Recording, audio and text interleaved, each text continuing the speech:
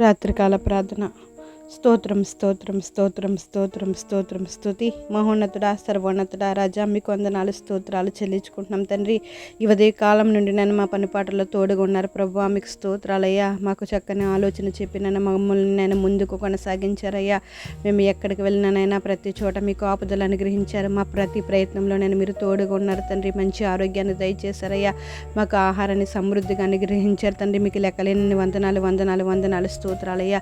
ఉదయకాలం నుండి నేను ఈ రాత్రి కాలం వరకు మీకు ఆపదల మా మీద, మా కుటుంబాల మీద అనుగ్రహించారు తండ్రి. మీకు స్తోత్రాలు, మీకు వందనాలు వందనాలు వందనాలు చెల్లించుకుంటున్నాం తండ్రి. ఎటువంటి ఆపద వాటిల్లకుండా నేను మీరు సహాయాన్ని అనుగ్రహించారు. మమ్మల్ని సజీవంగా ఉంచారయ్యా.